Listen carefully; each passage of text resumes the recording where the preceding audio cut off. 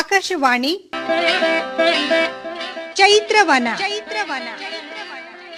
ಲಕ್ಷ್ಮೀಶನ ಜೈಮಿನಿ ಭಾರತದ ಸಮಗ್ರ ವಾಚನ ವ್ಯಾಖ್ಯಾನ ಕಾರ್ಯಕ್ರಮ. ಪ್ರಸ್ತುತಿ ಡಾಕ್ಟರ್ ಎಎಸ್ ಶಂಕರನಾರಾಯಣ. ಪ್ರಿಯ ಕೇಳಿಗರೆ, ನಿಮಗೆಲ್ಲರಿಗೂ ನಮಸ್ಕಾರಗಳು ಹಾಗೂ ಚೈತ್ರವನ ಕಾರ್ಯಕ್ರಮಕ್ಕೆ ಆತ್ಮೀಯವಾದ ಸ್ವಾಗತ. ಇವತ್ತಿನ ಕಾರ್ಯಕ್ರಮದಲ್ಲಿ ಲಕ್ಷ್ಮೀಶನ ಜೈಮಿನಿ ಭಾರತದ 18ನೆಯ ಸಂಧಿಯ ಕೆಲ ಪದ್ಯಗಳ ವಾಚನ ಹಾಗೂ ವ್ಯಾಖ್ಯಾನವನ್ನು ಕೇಳಲಿದ್ದೀರಿ. ವಾಚನ ಮಾಡಲಿದ್ದಾರೆ ಶ್ರೀಮತಿ ಶಾರದಾ ಎನ್ ಮಂಜುನಾಥ್. ವ್ಯಾಖ್ಯಾನ ಮಾಡಲಿದ್ದಾರೆ ಸಖರಾಯಪಟ್ಟಣ ಶ್ರೀ ಕೆ.ವಿ. ಚಂದ್ರಮೌಳಿ. ಜೈಮಿನಿ ಮಹಾಮುನಿಗಳು ಜನಮೇಜಯನಿಗೆ ಸೀತಾದೇವಿಯ ಕಥೆಯನ್ನು ಹೇಳ್ತಾ ಇದ್ದಾರೆ. ಯಾವುದೇ ತೊಂದರೆಗಳೂ ಇಲ್ಲದೆ ಎಲ್ಲ ಪ್ರಕೃತಿಗಳು, ಎಲ್ಲ ಜಾತಿಗಳು, 4 ವರ್ಣಗಳ ಜನರು ಕೂಡ ಸಂತೋಷವಾಗಿದ್ದಾರೆ. ಅಂತವರನ್ನ ಎಡೆಬಿಡದೆ ಕಾಪಾಡುವಲ್ಲಿ ಪುರುಷೋತ್ತಮನಾದಂತಹ ಶ್ರೀರಾಮ ತನ್ನ ಸಾಮರ್ಥ್ಯವನ್ನ ತೋರ್ತಾ ಇದ್ದಾನೆ. ಹಾಗೆ ಇಡೀ ಭೂಮಂಡಲವನ್ನ 9,000 ವರ್ಷಗಳ ಕಾಲ ನಿರಂತರವಾಗಿ ಅತ್ಯುತ್ತಮವಾಗಿ ರಾಜ್ಯ ಪರಿಪಾಲನೆಯನ್ನು ಮಾಡಿದ್ದಾನೆ. ಆದರೆ ಇಕ್ಷ್ವಾಕು ವಂಶದ ಮುಂದುವರಿಕೆಗೆ ಮಕ್ಕಳನ್ನು ಕಾಣದೇ ಇದ್ದಾಗ ಶ್ರೀರಾಮಚಂದ್ರ ಒಂದು ದಿನ ಏಕಾಂತದಲ್ಲಿ ಸೀತೆಗೆ ಹೇಳ್ತಾ ಇದ್ದಾನೆ. ಕಾಂತೆ ಕೇಳಿಕ್ಷ್ವಾಕು ವಂಶಮೆನ್ನಲ್ಲಿ ಬಂದಾಂತುದಿಲ್ಲಿಂದೆ ಸಂತತಿ ನಡೆಯದಿರ್ದೊಡೆ ಕುಲಾಂತಕಂ ತಾನಾದಪಿಂ ಸಾಕದಂತಿರಲಿ ಮನುಜರ್ಗೆ ಸಂಸಾರದ ಭ್ರಾಂತಿಯಂ ಬಿಡಿಸುವಡ ಪಥ್ಯದೇಳ್ಗೆಗಳೇ ವಿಶ್ರಾಂತಿಯಲ್ಲದೆ ಪೆರತದೇನುಂಟು ಮುಂದೆ ಪುತ್ರಾಂತರವನೈದದಿರ್ದಪೆನೆಂತೋ ಪೇಳೆಂದು ದಾಶರಥಿ ಬಿಸುಸುಯ್ದನು.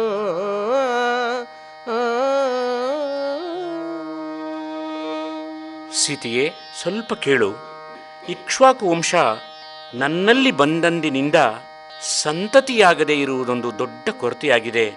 ನನಗೆ ಅನ್ನಿಸ್ತಾ ಇದೆ, ನಾನು ಎಲ್ಲಿ ಕುಲಕ್ಕೆ ಮೃತ್ಯುವಾಗಿ ಬಿಡ್ತೇನೋ ಎಂಬ ಭಾವನೆ ಬರ್ತಾ ಇದೆ. ಅದು ಹಾಗಿರಲಿ, ಬಹುಶಃ ಮಾನವರಿಗೆ ಸಂಸಾರದ ಭ್ರಮೆಯನ್ನ ಬಿಡಿಸಲಿಕ್ಕೆ ಸಂತಾನವೇ ವಿಶ್ರಾಂತಿಯಾಗುವುದೇ. ನಮಗೆ ಪುತ್ರ ಸಂತಾನವಾಗದೆ ಹೋದರೆ ಏನಾಗಿಬಿಡ್ತದೋ ಅನ್ನುವ ಹೇಳಿಕೆಯನ್ನು ಹೇಳ್ತಾ ನಿಟ್ಟುಸಿರಿಯನ್ನ ಬಿಡ್ತಾ ಇದ್ದಾನೆ. ಸಂತಾನ ಮಂದಾರದೊಳ್ ಪಡೆದ ತುಳ ವಿಭವಮಂ ತಳೆದು ನಂದನೋತ್ಸವದ ಮೃತಪಾನದತ್ಯಂತ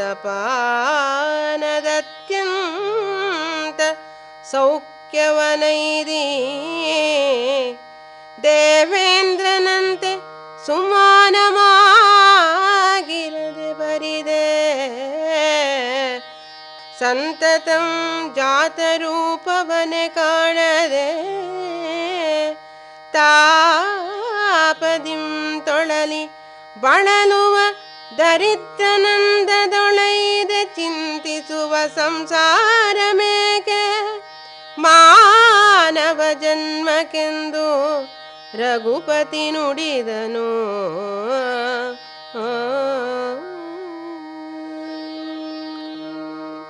ವಿವಾಹವಾದ ನಂತರ ಸಂತಾನವನ್ನು ಪಡೆಯಬೇಕು.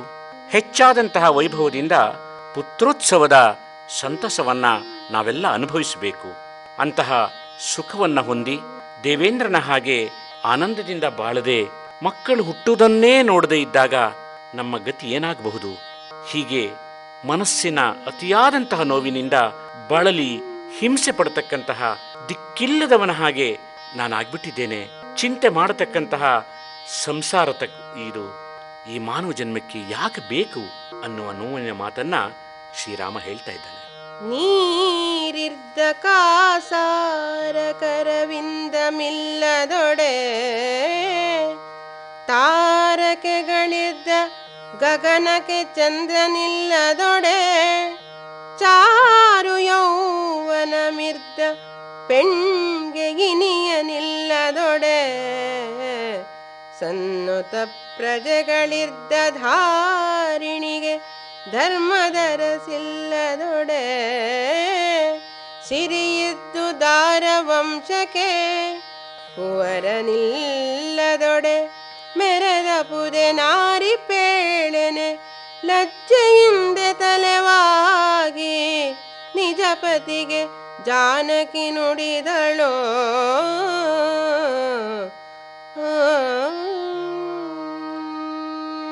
ಜಗತ್ತಿನಲ್ಲಿ ಮಕ್ಕಳಿಲ್ಲದೆ ಹೋದರೆ ಉಂಟಾಗುವ ಪರಿತಾಪಗಳೇನು? ನೀರಿರ್ತಕ್ಕಂತಹ ಒಂದು ಸರೋವರಕ್ಕೆ ತಾವರೆಗಳೇ ಇಲ್ಲದೆ ಹೋದರೆ ಏನು ಶೋಭಿಸುತ್ತೆ ಅದು? ನಕ್ಷತ್ರಗಳು ತುಂಬಿರತಕ್ಕಂತಹ ಒಂದು ಆಕಾಶದಲ್ಲಿ ಚಂದ್ರ ಇದ್ದಾಗ ಮಾತ್ರ ಅದರ ಕಾಂತಿ ಇನ್ನೂ ಹೆಚ್ಚಾಗಿ ಕಾಣುತ್ತೆ.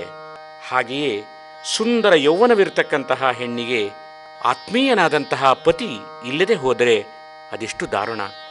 ಉತ್ತಮರಾದಂತಹ ಪ್ರಜೆಗಳು ಈ ಭೂಮಿಯಲ್ಲಿ ಇರುವಾಗ ಧರ್ಮದಿಂದ ರಾಜ್ಯ ನಡೆಸತಕ್ಕಂತಹ ರಾಜನೇ ಇಲ್ಲದೆ ಹೋದರೆ ಆ ಪ್ರಜೆಗಳ ಗತಿ ಏನು? ಹಾಗೆಯೇ ಐಶ್ವರ್ಯವಿದ್ದು ವಂಶೋದ್ಧಾರಕನಿಲ್ಲದೆ ಹೋದರೆ ಇಡೀ ಕುಲಕ್ಕೆ ಶೋಭೆ ಸಲ್ಲುತ್ತೆಯೇ? ಹೇಳು ಸೀತೆ ಅನ್ನುವ ಮಾತನ್ನ ಏಕಾಂತದಲ್ಲಿ ರಾಮ ಕೇಳಿದ್ದಾನೆ. ಆಗ ಜಾನಕಿ ನಾಚಿಕೆಯಿಂದ ತಲೆ ಬಗ್ಗಿಸಿಕೊಂಡು ಹೀಗೆ ಹೇಳ್ತಾ ಇದ್ದಾಳೆ. ಕಾಂತನೀ ಪೇಳ್ದೊಡೆ ಪುತ್ರವತಿಯಬಹುದು ಜನ್ಮಾಂತರದ ಪುಣ್ಯಮಯಿ ಸಲೆ ಪೆಣ್ಗೆ ಮುನ್ನತಾಂ ನೋಂತುದಲ್ಲದೆ ಬಂದ ಪುದೆ ಬರಿದೆ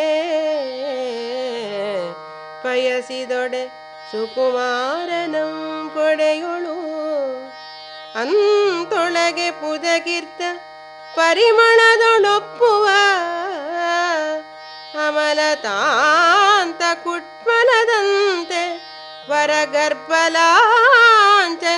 ಕಾಂತಿಯಂ ತಳೆವುದಂಗನೆಯರರ್ಗೆ ದೊರೆವುದೇ ಮೇದಿನಿಯೊಳೆಂದಳು.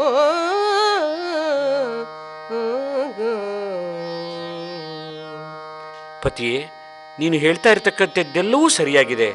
ಆದರೆ ಹೆಣ್ಣಿಗೂ ಕೂಡ ಮಕ್ಕಳನ್ನ ಪಡೆಯತಕ್ಕಂತಹ ಸಂದರ್ಭದಲ್ಲಿ ಜನ್ಮ ಜನ್ಮಾಂತರದ ಪುಣ್ಯ ಇರಬೇಕಲ್ವಾ?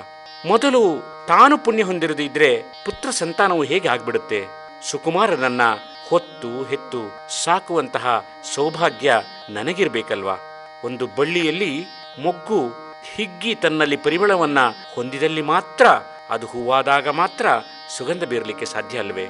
ಹಾಗಾಗಿ ಗರ್ಭಿಣಿಯಾಗಿ ದೇಹಕಾಂತಿಯನ್ನು ಹೊಂದುವ ಭಾಗ್ಯ ಎಲ್ಲ ಸ್ತ್ರೀಯರಿಗೂ ಈ ಭೂಮಿಯಲ್ಲಿ ದೊರಕುತ್ತದೆಯೇ?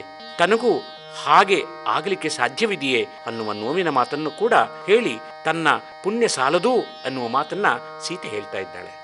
ಕಂದನಾಡುವ ಬಾಲಲೀಲೆಯಂ ನೋಡಿ ತೊದಲೊಂದಿದಿನ ಮಾತನುರೆ ಕೇಳ್ದು ಮುದ್ದಿನ ಮುದ್ದೆಯಂದದಂಗವನೆತ್ತಿಕೊಂಡು ನಳಿತೋಳ್ಗಳಿಂದಪ್ಪಿ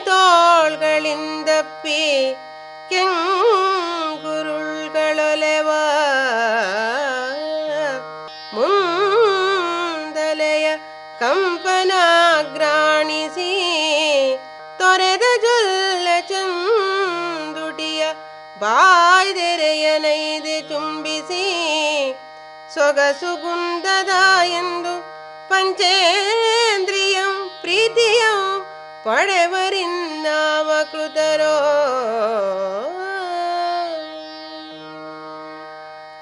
ಮಕ್ಕಳು ಆಡ್ತಕ್ಕಂತಹದ್ದನ್ನು ನೋಡುವುದು, ಆ ಮಕ್ಕಳ ತೊದಲ್ನುಡಿಗಳನ್ನು ಆಲಿಸ್ತಾ ಇರತಕ್ಕಂತಹದ್ದು, ಮುಂದೆ ಆ ಮಗು ದೊಡ್ಡದಾಗ್ತಾ ಮುದ್ದು ಮಾತನ್ನ ಕೇಳಿ ಅದನ್ನು ಪ್ರೀತಿಯಿಂದ ಎತ್ತಿಕೊಂಡು ಮೃದುವಾದ ತೋಳುಗಳಿಂದ ಅಪ್ಪಿಕೊಳ್ಳತಕ್ಕಂತಹದ್ದು ಅದೆಷ್ಟು ಆನಂದದಾಯಕ. ಈ ತಾಯಿ ಮಕ್ಕಳ ವಾತ್ಸಲ್ಯಕ್ಕೆ ಎಲ್ಲಾದರೂ ಸರಿಸಮನಾದಂತಹ ಬೇರೊಂದು ವಸ್ತು ಇದೆಯೇ? ಹಾಗಾಗಿ ಆ ಕೆಂಪಾಗಿರ್ತಕ್ಕಂತಹ ತಲೆಗೂದಲು, ಆ ಕೂದಲು ಅಲ್ಲಾಡ್ತಕ್ಕಂತಹ ಮುಂದಲೆಯನ್ನ ಮೂಸಿ ನೋಡ್ತಾ ಅದರ ಕಂಪನ್ನು ಆಘ್ರಾಣಿಸಿಕೊಂಡು ಜೊಲ್ಲು ಸುಸ್ತಾ ಇರತಕ್ಕಂತಹ ಮಗುವಿನ ಆ ಕೆಂಪಾದ ತುಟಿಯ ಬಾಯಿಗೆ ಮುತ್ತನ್ನು ಕೊಟ್ಟು ಸಂತೋಷ ಪಡ್ತಕ್ಕಂತಹ ಆ ತಂದೆ ತಾಯಿಯರು ಅದೆಷ್ಟು ಪುಣ್ಯವಂತರಾಗಿರಬೇಕು. ಬಹುಶಃ ಮಕ್ಕಳನ್ನು ಪಡೆದ ತಂದೆ ತಾಯಿಗಳಿಗೆ ಮಾತ್ರ ಸಂತೋಷ ಸಿಕ್ಕಿರಲಿಕ್ಕೆ ಸಾಧ್ಯ ಇದೆ. ಹಾಗಿಲ್ಲದೇ ಇರತಕ್ಕಂತಹ ನಾವುಗಳು, ಉಳಿದವರು ಅದೆಷ್ಟು ನತದೃಷ್ಟರೋ ಅನ್ನುವ ಮಾತನ್ನು ಹೇಳ್ತಾ ಇದ್ದಾರೆ. ತೇಲ್ದೋ ಸರಿಸಿ ಮೇಲುದಂ ಸೆಳೆವ ಕಮಲಮಂ ಪೋಲ್ದ ಕಣ್ಗೊನೆಯಿಂದೆ ತಾಯ ಮೊಗಮಂ ನೋಳ್ಪ ಕಾಲ್ದುದಿಗಳಂ ಬಿದಿರಿ ತಡವರಿಸಿ ಕೈಯಿಡುವ ಬಾಲಂಗೆ ಮೋಹದಿಂದೆ ಜೋಲ್ದೆಲೆವ ಹಾರಮಂ ತೆಗೆದು ಮುಯಿಪಿಗೆ ಸಾರ್ಚಿ ಪಾಲ್ದೊರೆವ ಮಲೆಯೂಡಿ ಕೂಡೆ ತೊಟ್ಟಿಲೊಳಿಟ್ಟು ಸಾದ ಸೈಪಿಂದೆ ಜೋಗುಳವಾಡಿ ತೂಗುವಳದೆ ಸುಕೃತಿಯೋ ಧರೆಯೊಳು.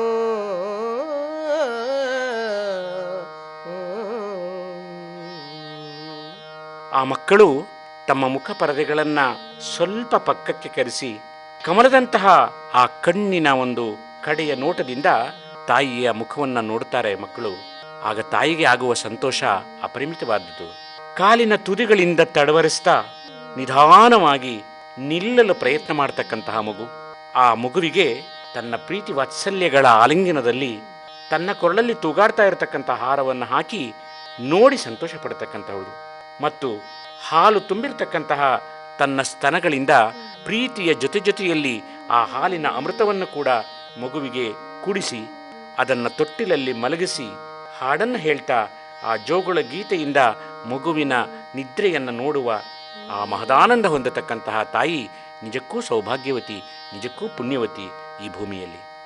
ಇಂತು ಸುತರಿಲ್ಲದಾಸರುಳ್ಳವರ್ಗಳಿರುವರು ಚಿಂತಿಸುವ ಸಮಯಕ್ಕೆ ವಸಿಷ್ಠ ಮುನಿಪತಿ ಬಂದು ಸಂತಾನದಭ್ಯುದಯಮಾದ ಪುದು ಮುಂದೆ ನಿಮಗೆಂದು ಸಂಪ್ರೀತಿಯಿಂದೆ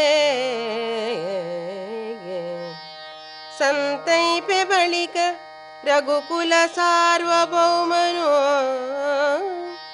ಅತ್ಯಂತ ಹರ್ಷಿತನಾಗಿರಲ್ಕೆ ತಲೆದೋರಿತು ವಸಂತ ಕಾಲಂ ವಿರಾಜಿತರ ಸಾಲಂ ವಿರಹಿ ಹೃದಯ ಶೂಲಂ ತಾನೆನೇ.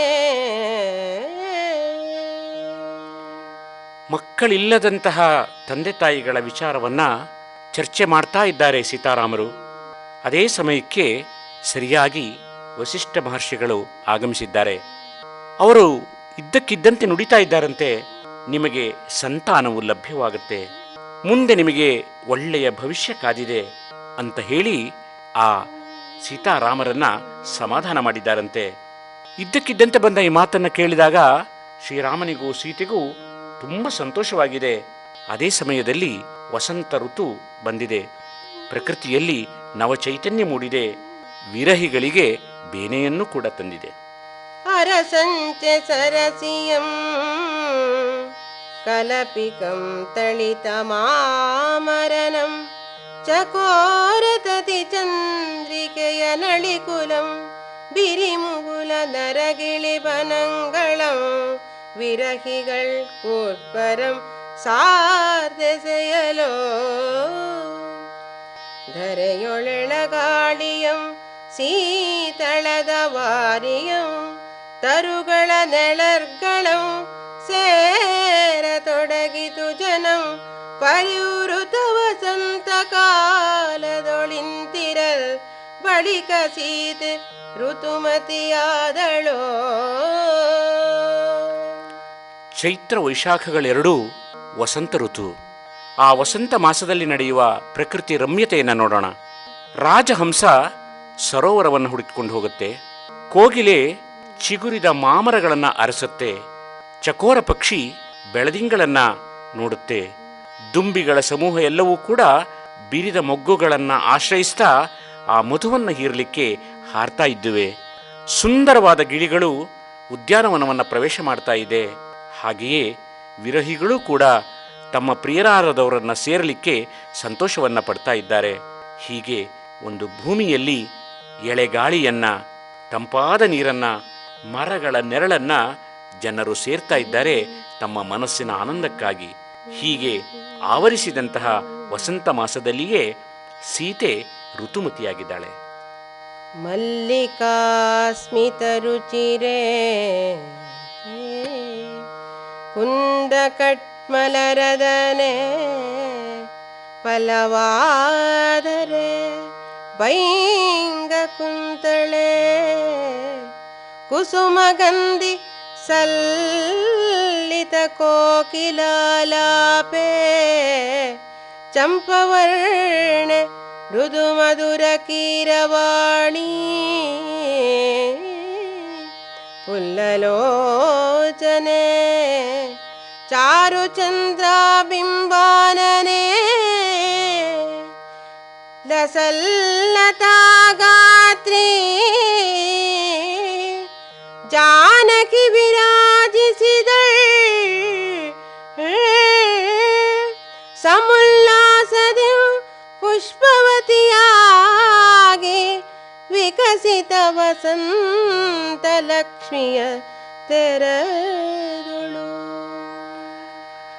ಹೆಣ್ಣು ಋತುಮತಿಯಾದಾಗ ಅದ್ಭುತವಾದಂತಹ ಬದಲಾವಣೆಗಳು ಆಕೆಯಲ್ಲಿ ಸಹಜವಾಗಿ ಆಗತ್ತೆ. ಸೀತೆಯಲ್ಲಿ ಕೂಡ ಮಲ್ಲಿಗೆಯಂತಹ ಮುಗುಳ್ನಗೆ ಕಾಣಿಸ್ಕೊಳ್ತಾ ಇದೆ. ಬಿರಿದ ಮೊಗ್ಗಿನಂತಹ ಹಲ್ಲುಗಳು ಕಾಣ್ತಾ ಇದೆ. ಇನ್ನು ತುಟಿಗಳಂತೂ ಚಿಗುರಿನ ಬಣ್ಣಕ್ಕೆ ತಿರುಗಿದೆ. ಆ ಮುಂಗುರುಳುಗಳು ದುಂಬಿಯಂತೆ ಕಾಣ್ತಾ ಇದೆಯಂತೆ.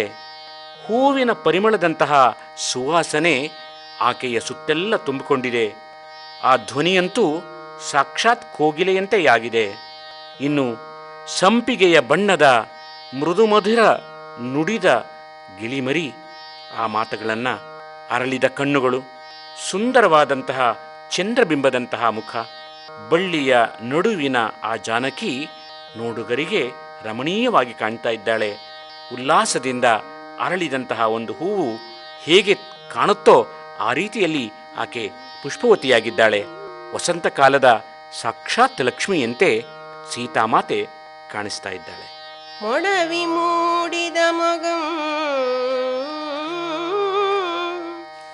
ಸೊಗಡುಗಂ ಪೊಗೆದ ಮೈ ತೊಡವುಗಳ ತೊಡಕಿಲ್ಲದ ವಯಂ ಕೂಗಳಂ ಮುಡಿಯದ ಬಳಲ್ದುರುಬು ನಿಚ್ಚಳದ ಕಣ್ಮಲರ್ ತೊಳಪ ಪಣತಿಮಿರುಪಕದ ಪೂ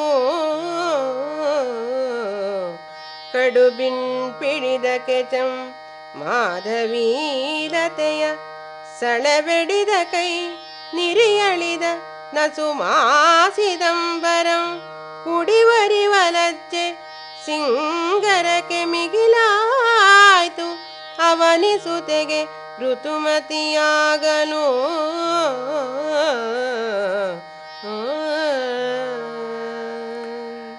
ಹೆಣ್ಣಿನ ಆಭರಣ ನಾಚಿಕೆ ಅನ್ನುವ ಒಂದು ಮಾತಿದೆ. ಅದಕ್ಕೆ ಕಾರಣ ಏನಪ್ಪ? ಮೊಡವೆಗಳು ಮುಖದ ಮೇಲೆ ಕಾಣಿಸಿಕೊಳ್ತಾ ಇದೆ. ಇಡೀ ಶರೀರ ಸುವಾಸಿತ ಸೊಗಡನ್ನ ಅನುಭವಿಸ್ತಾ ಇದೆ. ಆಭರಣಗಳ ಒಂದು ಅಡಚಣೆಯೇ ಇಲ್ಲದಂತಹ ಅಂಗಾಂಗಗಳು ಕಾಣಿಸ್ಕೊಳ್ತಾ ಇದೆ. ಹೂವು ಇಲ್ಲದೇ ಇರುವ ತುರುಬು, ಆದರೆ ನಿಶ್ಚಲವಾಗಿ ಹೊಳೆಯತಕ್ಕಂತಹ ಒಂದು ಹಣೆ, ಕಾಂತಿಯಿಂದ ಕೂಡಿದಂತಹ ಕೆನ್ನೆಗಳು, ಬಿಗಿಯಾದಂತಹ ಸ್ತನಗಳು, ಮಾಧವಿ ಬಳ್ಳಿಯ ಸೆಳೆ ಹಿಡಿದಂತಹ ಕೈಗಳು, ನಿರಿಗೆಗಳು ಇಲ್ಲದಲೇ ಇರತಕ್ಕಂತಹ ಸ್ವಲ್ಪ ಮಾಸಿದ ಸೀರೆ, ಈ ರೀತಿಯಲ್ಲಿ ಆವರಿಸಿಕೊಂಡಂತಹ ಒಂದು ನಾಚಿಕೆಯಿಂದ ಸೌಂದರ್ಯ ತುಂಬಿ ಬಂದಿದೆ ಸೀತೆಗೆ. ಸಮುಚಿತ ಸ್ತ್ರೀ ಧರ್ಮದಿಂದೆ ನಾಲ್ಕನೆಯ ದಿನದ ಮಲ ಮಜ್ಜನದಲಂಕಾರದೊಳೆಸದಳಂದು ನಿಮಿಷದೊಳ್ ತ್ರಿಜಗಮಂ ಗೆಲ್ಪೆನೆಂದಂಗಜಂ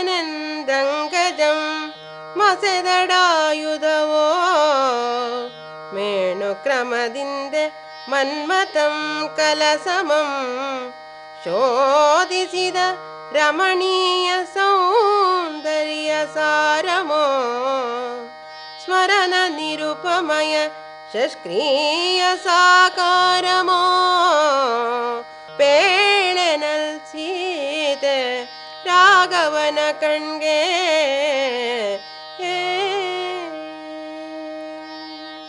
ಒಬ್ಬ ಹೆಣ್ಣು ಋತುಮತಿಯಾದ ನಂತರದ ಆಚರಣೆ ತುಂಬ ವಿಶಿಷ್ಟವಾಗಿದೆ. 4ನೆಯ ದಿನ ಆಕೆಗೆ ಶುದ್ಧ ಸ್ನಾನವಾಗಿದೆ. ಆ ದಿನದ ಅಲಂಕಾರದಲ್ಲಿ 3 ಲೋಕವನ್ನು ಕೂಡ ಕ್ಷಣ ಮಾತ್ರದಲ್ಲಿ ಗೆದ್ದುಬಿಡ್ತೇನೆ ಅನ್ನುವ ಮನ್ಮಥನ ಮಸದ ಆಯುಧವೋ ಅನ್ನುವಂತೆ ಕಾಣ್ತಾ ಇದ್ದಾಳಂತೆ. ಸೌಂದರ್ಯಕ್ಕೆ ತಲೆಬಾಗದಲೇ ಇರುವವರು ಸೋಲದವರು ಯಾರಾದರೂ ಇದ್ದಾರೆಯೇ?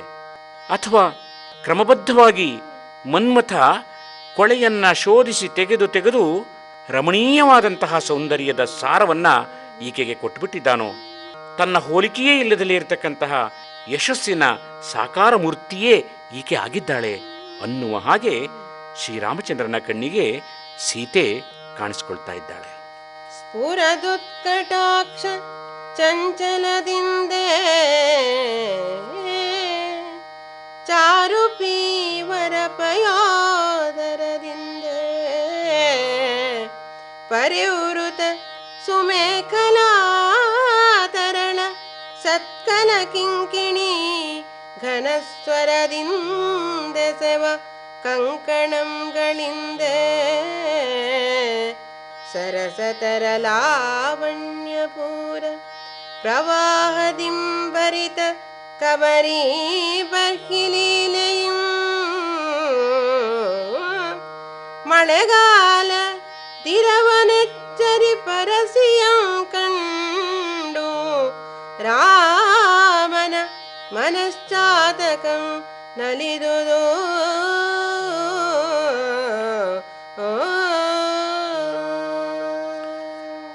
ಹೊರಕ್ಕೆ ಚಿಮ್ಮುತ್ತಾ ಇರತಕ್ಕಂತಹ ಹೆಚ್ಚಾದ ಚಂಚಲತೆಯಿಂದ ಕೂಡಿದಂತಹ ಕಣ್ಣುಗಳು, ಮನೋಹರವಾದ ಅಮೃತಮಯವಾದಂತಹ ತುಟಿಗಳು, ಶುಭದ ಸ್ವರವನ್ನ ಎಲ್ಲ ಕಡೆಯಲ್ಲಿ ಸೂಸ್ತಕ್ಕಂತಹ ಕೈ ಬಳೆಗಳ ಮೃದು ನಿನಾದಗಳು, ಸಂಪೂರ್ಣವಾದ ಲಾವಣ್ಯದಿಂದ ಆವರಿಸಿಕೊಂಡಂತಹ ಅಂಗಸೌಷ್ಠವ, ಮಳೆಗಾಲದ ಇರುವಿಕೆಯನ್ನ ಎಚ್ಚರಿಸುವಂತಿದ್ದಂತಹ ಆ ಪತ್ನಿಯಾದ ಸೀತೆಯನ್ನ ಶ್ರೀರಾಮ ನೋಡಿದ್ದಾನೆ.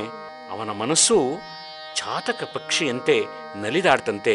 ಮೊದಲ ಮಳೆಗೆ ಕಾದ ಹಕ್ಕಿ ಹೇಗೆ ಮಳೆಯ ಹನಿಗೆ ಸಂತೋಷ ಪಡುತ್ತೋ ಹಾಗೆ ಸೀತೆಯನ್ನು ನೋಡಿ ತುಂಬ ಸಂತೋಷ ಪಡ್ತಾ ಇದ್ದಾನೆ. ಮುಂದಿನ ದಿನಗಳನ್ನ ಸಮಯವನ್ನ ನೆನೆಸಿ ಆನಂದ ಪಡ್ತಾ ಇದ್ದಾನೆ. ಮಂದಗಮನೆಯ ಮಂದಹಾಸದ ವಿಲಾಸಮಂ ಕುಂದರದನೆಯ ಕುಂದದ ವಯವದ ಸೌಂದರ್ಯಮಂ అందమం ವಕ್ರಕುಂತಳೆಯ ವಕ್ರಾವಲೋಕನದ ಭಾವದ ಬಗೆಯನು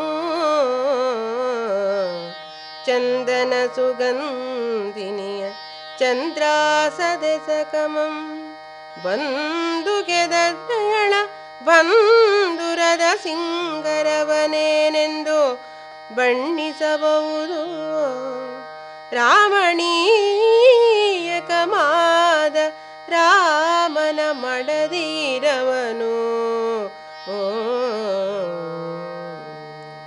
ಶ್ರೀರಾಮಚಂದ್ರನ ಪತ್ನಿಯ ಸೌಂದರ್ಯದ ವರ್ಣನೆ. ಆಕೆ ನಿಧಾನವಾಗಿ ನಡೆದು ಬರ್ತಾ ಇದ್ದಾಳೆ. ಮುಖದಲ್ಲಿ ಮುಗುಳ್ನಗೆ ತುಂಬಿಕೊಂಡಿದೆ. ಸರಸತೆಯನ್ನ ಅಪೇಕ್ಷೆ ಮಾಡತಕ್ಕಂತಹ ಆ ಒಂದು ಭಾವ ಅಲ್ಲಿ ಗೋಚರವಾಗ್ತಾ ಇದೆ. ಬಿಳಿಯದಾದ ಮೊಗ್ಗುಗಳ ಆ ಹಲ್ಲು ಸ್ವಲ್ಪ ಸ್ವಲ್ಪವಾಗಿ ಕಾಣ್ತಾ ಇದೆ.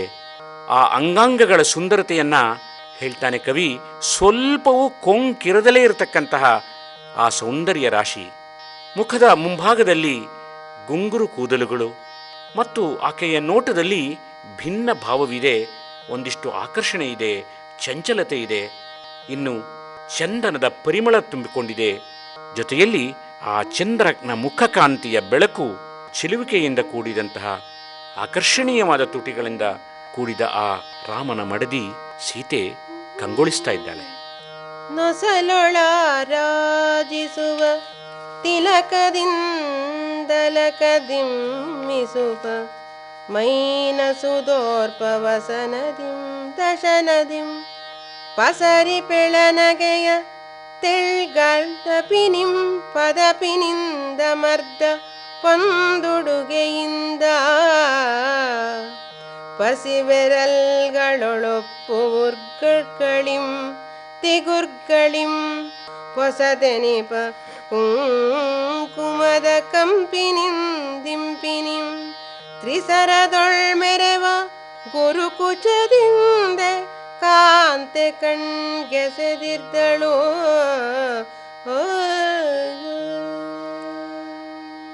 ಮಿಂಚತಕ್ಕಂತಹ ಹಣೆ, ಆ ಹಣೆಯಲ್ಲಿ ಶೋಭಿಸ್ತಾ ಇರತಕ್ಕಂತಹ ತಿಲಕ, ಇನ್ನು ಬಿಂಕದಿಂದ ಬೆಳಗ್ತಾ ಇರತಕ್ಕಂತಹ ಒಂದು ಮೈ, ಶರೀರದಲ್ಲಿ ಕಾಣ್ತಾ ಇರತಕ್ಕಂತಹ ವಸ್ತ್ರದ ಆಕರ್ಷಣೀಯ ದೃಶ್ಯ, ಹರಡಿರತಕ್ಕಂತಹ ಮುಗುಳ್ನಗೆಯ ತಿಳಿಯಾದ ಕೆನ್ನೆ, ಮಿಂಚುತ್ತಾ ಇರುವ ಚಿನ್ನದ ಉಡುಗೆಗಳು, ಇನ್ನು ಉಗುರಂತೂ ಕತ್ತಿಯಂತೆ ಕಾಣ್ತಾ ಇರತಕ್ಕಂತಹ ಬೆರಳುಗಳಲ್ಲಿ ಒಪ್ಪಿರತಕ್ಕಂತಹ ಉಗುರು, ಇವುಗಳೆಲ್ಲವೂ ಕೂಡ ಹೊಸದೇನೋ ಅನ್ನುವ ಹಾಗೆ ಕಾಣ್ತಾ ಇದೆ.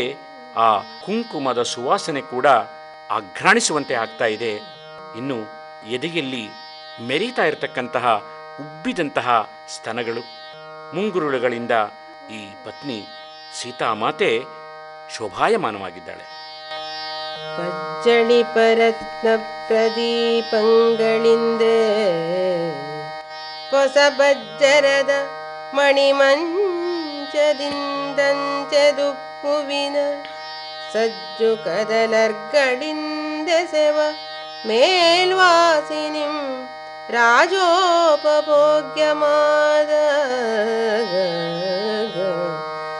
ಸಜ್ಜವನೆಯುಳ್ ವಿರಾಜಿಪಕಾಂತನೆಡೆಗೆ ನಸುಲಜ್ಜೆ ಮಂದಸ್ಮಿತಂ ಕಿರುಬೆಮರ್ ಕಾತರಂ ಪಚ್ಚಿತೋರಲ್ ಮೊಗದೊಳೈ ತಂದು ಸಾರ್ದಳಯ್ಯನೆ ಮತ್ತ ಗಜಗಾಮಿನಿ. ಮಹಾರಾಜರುಗಳಿಗೆ ತಕ್ಕದಾದಂತಹ ಒಂದು ಶಯ್ಯಾಗೃಹ, ನವರತ್ನಮಣಿಗಳಿಂದ ಅಲಂಕೃತವಾಗಿರತಕ್ಕಂತಹ ಮಂಚದಲ್ಲಿ ಶೋಭಿಸ್ತಾ ಕುಳಿತಿದ್ದಾನೆ ಶ್ರೀರಾಮಚಂದ್ರ. ಅವನ ಕಡೆಗೆ ನೋಟವನ್ನ ಬೀರ್ತಾ ಸೀತೆ ಆಗಮಿಸಿದ್ದಾಳೆ. ಸ್ವಲ್ಪ ನಾಚಿಕೆ ಇದೆ, ಮುಗುಳ್ನಗೆ ಇದೆ, ಸ್ವಲ್ಪವೇ ಬೆವರು ಬರ್ತಾ ಇರತಕ್ಕಂತಹ ಶರೀರ, ಕಾತರತೆಯಿಂದ ಕೂಡಿದಂತಹ ಒಂದು ಮುಖಭಾವ, ಮದಿಸಿದ ಆನೆಯ ನಡಿಗೆಯಂತೆ ನಿಧಾನವಾಗಿ ಬಂದು ಪತಿಯ ಸಮೀಪದಲ್ಲಿ ಕುಳಿತುಕೊಂಡಿದ್ದಾಳೆ.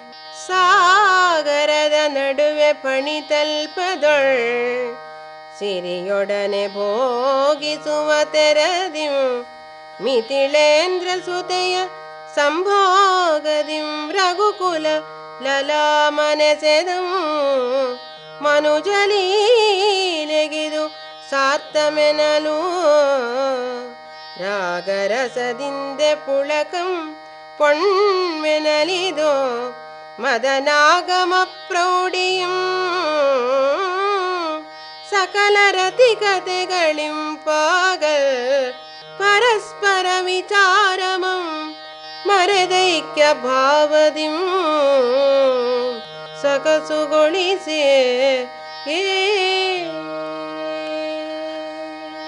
ಹಾಲಿನ ಸಮುದ್ರದ ಮಧ್ಯದಲ್ಲಿ ಶೇಷಶಾಯಿಯಾದಂತಹ ಮಹಾವಿಷ್ಣು ಆ ಮಹಾಲಕ್ಷ್ಮಿಯೊಂದಿಗೆ ಸುಖ ಪಡ್ತಾ ಇದ್ದಾನೆ. ಅದೇ ರೀತಿಯಲ್ಲಿ ಅದೇ ದೈವಾಂಶ ಸಂಭೂತನಾದಂತಹ ಶ್ರೀರಾಮಚಂದ್ರ ಮಿಥಿಲಾನಗರದ ಜನಕರಾಜನ ಮಗಳಾದಂತಹ ಜಾನಕಿಯೊಂದಿಗೆ ಕೂಡಿ ಮೈಮರೆತಿದ್ದಾನೆ. ಅತ್ಯಂತ ಶುಭ ದಿನ ಮಿಲನವಾಗಿದೆ. ಮಾನವ ರೂಪಿಯಾಗಿ ಬಂದಂತಹ ಮಹಾವಿಷ್ಣುವಿನ ಆ ಲೀಲಾ ವಿನೋದಕ್ಕೆ ಇದು ಸಾರ್ಥಕವಾಗಿದೆ ಅನ್ನುವ ಹಾಗೆ ಪ್ರೀತಿಯ ರಸದಿಂದ, ಮೈ ರೋಮಾಂಚನದಿಂದ ಸಂತೋಷಗೊಂಡು ಪರಸ್ಪರ ಇಬ್ಬರೂ ಕೂಡ ಎಲ್ಲ ರೀತಿಯ ರತಿಕಲೆಗಳಿಂದ ಮೈಮರೆತು ಲೀನರಾಗಿದ್ದಾರೆ. ಇದುವರೆಗೆ ಲಕ್ಷ್ಮೀಶನ ಜೈಮಿನಿ ಭಾರತದಲ್ಲಿ 18ನೆಯ ಸಂಧಿಯ ಕೆಲ ಪದ್ಯಗಳ ವಾಚನ ಹಾಗೂ ವ್ಯಾಖ್ಯಾನವನ್ನು ಕೇಳಿದಿರಿ. ವಾಚನ ಮಾಡಿದವರು ಶ್ರೀಮತಿ ಶಾರದಾ ಎನ್ ಮಂಜುನಾಥ್, ವ್ಯಾಖ್ಯಾನ ಮಾಡಿದವರು ಸಖರಾಯಪಟ್ಟಣ ಶ್ರೀ ಕೆ.ವಿ. ಚಂದ್ರಮೌಳಿ. ಚೈತ್ರವನ ಕೇಳಿದ್ರಿ. ಕಾರ್ಯಕ್ರಮದ ಪ್ರಸ್ತುತಿ ಡಾಕ್ಟರ್ ಎಎಸ್ ಶಂಕರನಾರಾಯಣ. ನಿರ್ಮಾಣ ನೆರವು ಸಂಜೀವ ಆರ್ ನಾಮಣ್ಣವರ್. ಇದು ಇಂದಿನ ಚೈತ್ರವನ. ಈ ಕಾರ್ಯಕ್ರಮ ಆಕಾಶವಾಣಿ ಭದ್ರಾವತಿ ಕೇಂದ್ರದ ಕೊಡುಗೆ.